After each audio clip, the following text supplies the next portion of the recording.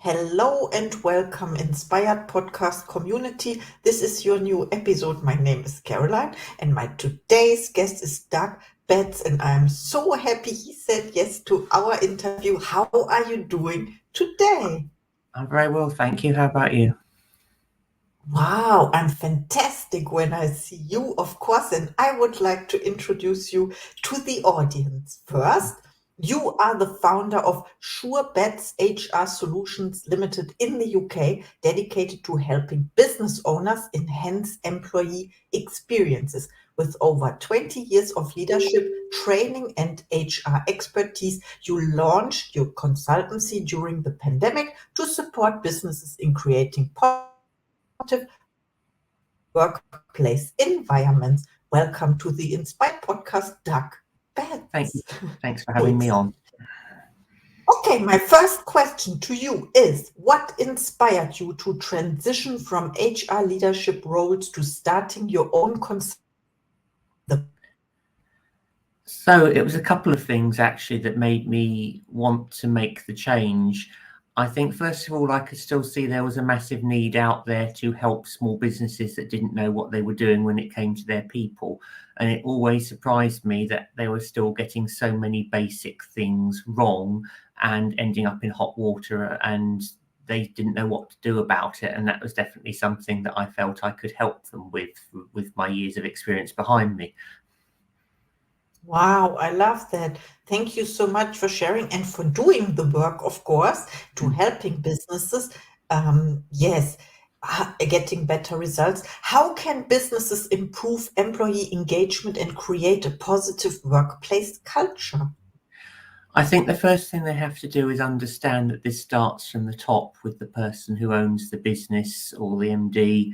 They have to create what is acceptable behaviour and what isn't, and then they have to live by that. And so do their senior leadership teams. And I think that will go a really long way with people, far more so than some of the other sort of short-term gimmicks and wins. And I think it comes back to human psychology here. People need to understand what makes people tick and what makes them want to do their best work. And if they can get that bit right, then they are more likely to have happy employees who don't want to leave and work for the competition. Oh, I love the idea of happy employees, of course. And you talked about standards as well, or the word rules is not not so Mm, nice, I think, because every business owner has their own standards, of course. mm. And I heard one thing in the last couple of days or last week. I had an interview, and she said the highest standard is between clients, employees, and the management is to not gossip. What do you think about that? I think that's one of many very valid ways of doing it, but I think you have to peel it back another layer and think, where does gossip come from? It comes from when people are uncertain about what's going on around them, so they will huddle in corners, they'll put two and two together, and they might make five as a result. So I think for me, it comes back to clear communication from the top. Absolutely everything, because you can't sometimes for commercial reasons, but you can be as transparent as possible. So that's how, for me, it should work, with clear communication from the top, and then that's likely to lead to less gossip. Oh, yes, thank you so much for clarifying this. I understand, because when someone is leading from the top and leading by example, so the employees will always do or follow the leader, so to say. I would Mm. say, and I love how you use the word uncertain, because when employees are in an uncertain environment, you named it, then they are maybe not confident, or they are not certain about their role or what they have to do, and where are the limits, of course. So can you please tell us more about feeling uncertain at the workplace? Yes, certainly. I think a lot of it comes from when there's no clear objectives, or there's no clear mission, vision, or values in place in a workplace, because otherwise people just turn up, they do what they think is their job, but we don't know whether it really is their job, whether it's providing any use and the biggest point here is, does it actually contribute to a bigger purpose as to why the organisation they work for exists in the first place? And I think everybody needs to understand where their role fits into the bigger picture and what that sense of purpose is, because a lot of people now, they come to work not just to do a job, but they want to feel that they're doing something useful. They want to feel they're making a contribution, and they want to feel that they're empowered to solve problems without being micromanaged the whole time. So for me, that's what it means. Oh, yes. Thank you so much. I'm thinking about a meaningful work, to have a meaningful job. And of Mm, course, when you talked about purpose or the vision of the company, mm, for example, how important is it to have a clear mission statement, so to say, and what role does do the goals in the, in teams, when you have separate like departments or teams and they mm. have different goals, how important is that?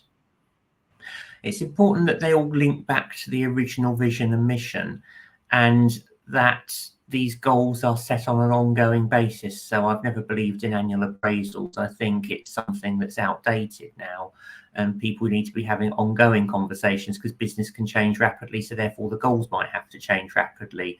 But it's always good to set some so people know where they're heading. But for me, it's more about the short sprints rather than very long objectives, which could easily change or go out of date. Yes, I see. And I also see your background, because you shifted or you pivoted during the pandemic, because we all had to adapt, right? It was Mm, different, and you named it goals. Normally you have to change when you run a business, right? You have to adapt, mm, be flexible, and then to adjust, we can also say. And of course, I mm. have another question for you. It is, what are some common HR challenges businesses face, and how do you help them overcome these issues?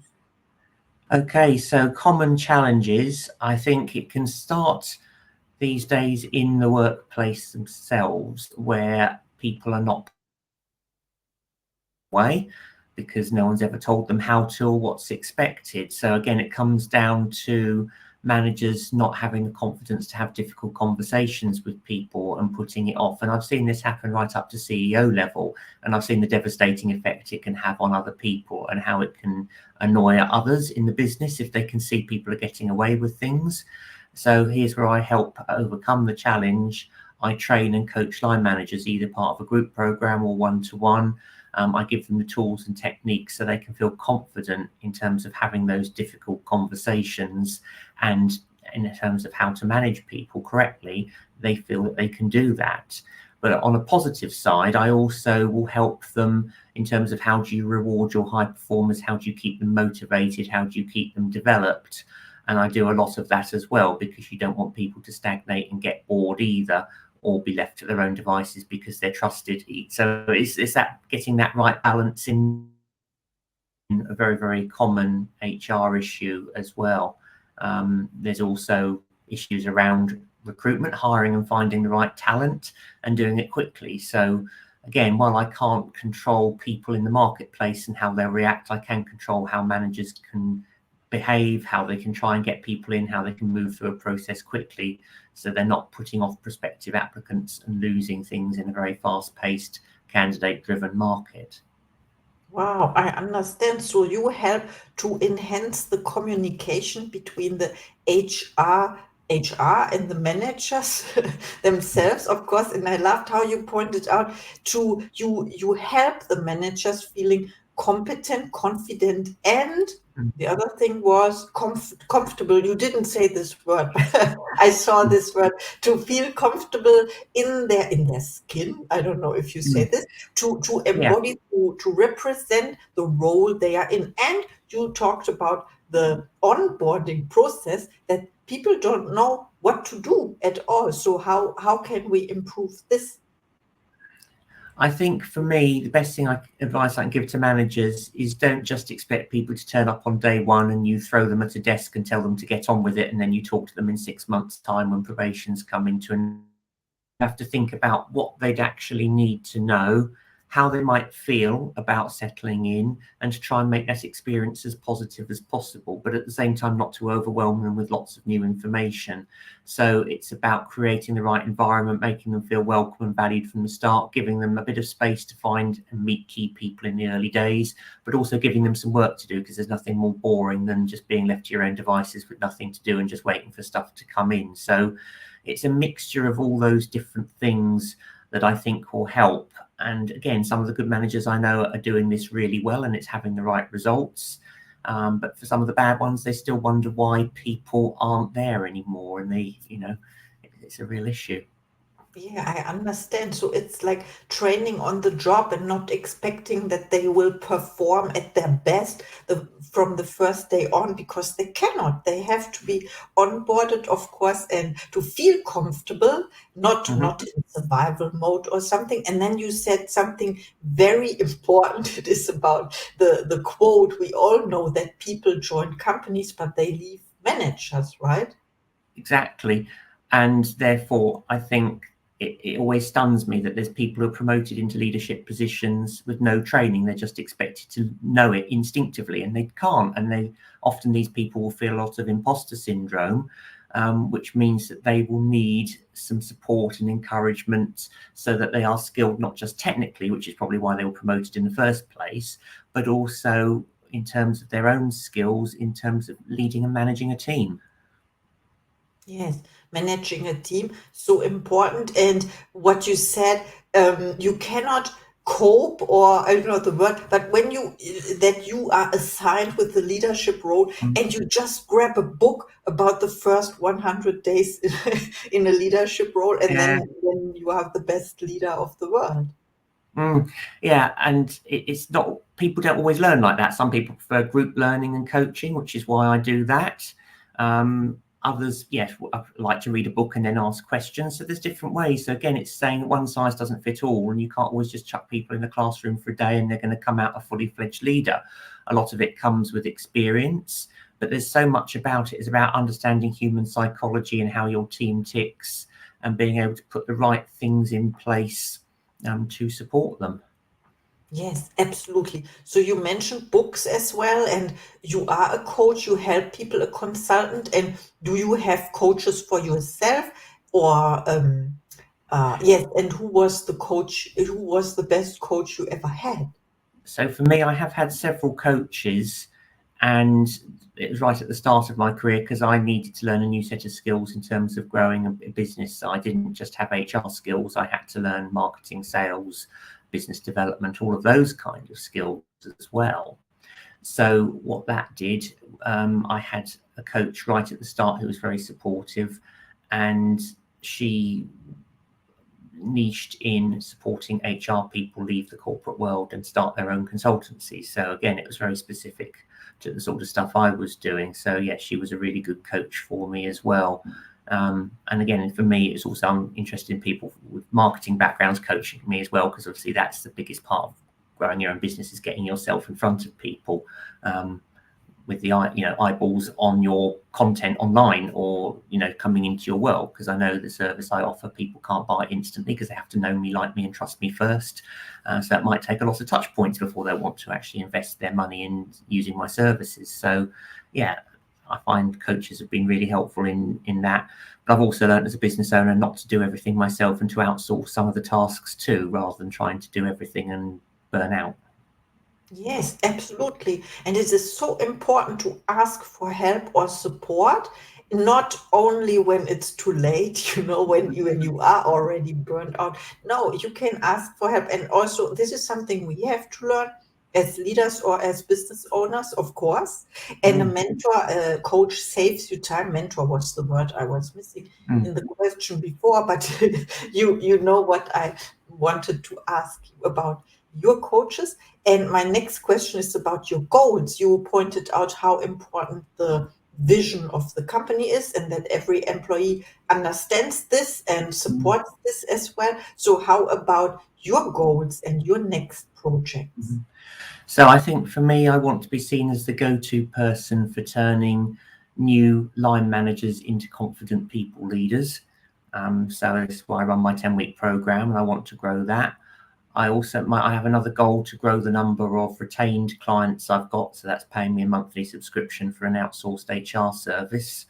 And then from that, I've always done okay up to now out of project work, which has been quite lucrative, and I want to be able to keep that going. But I definitely want to grow the coaching and training side, and I want to grow the retained side. So that's what the two goals I've set myself and my business.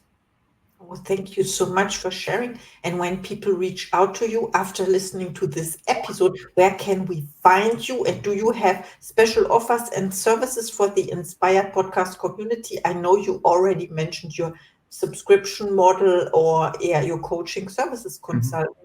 Yeah. So I'm very happy to be contacted. So people can get in touch via my website, www.surebetshr.com. I do put lots of free content out there anyway. They can contact me on LinkedIn too. But yeah, for the first three of your listeners who get in touch with me, I'm happy to send them a free copy of my book, From New Line Manager to Great People Leader. That's amazing and so generous. Thank you so much. I'm so happy for your book, about your book. I put it on the book list because I created a list for all the books of my beautiful podcast guests. Thank you so much for sharing. And and now it's time for your final thoughts to the audience, please. Okay. So I think I'm going to speak today to those new line managers out there who are perhaps feeling that imposter syndrome and are wondering what they're doing. And I think my advice is do not suffer in silence. Don't be afraid to ask for help. Ask your line manager if they've got the time to coach you and train you, but also get in touch with somebody like me if you need further support in terms of how to manage your team, how to step up and lead a team for the first time, and don't feel that you have to do it on your own. Thank you so much. You are not alone. Please reach out to Doug. He's amazing. He shares his wisdom and information with us so that we are not alone. And this was our podcast episode. Thank you. Thank you. And see you in the next one.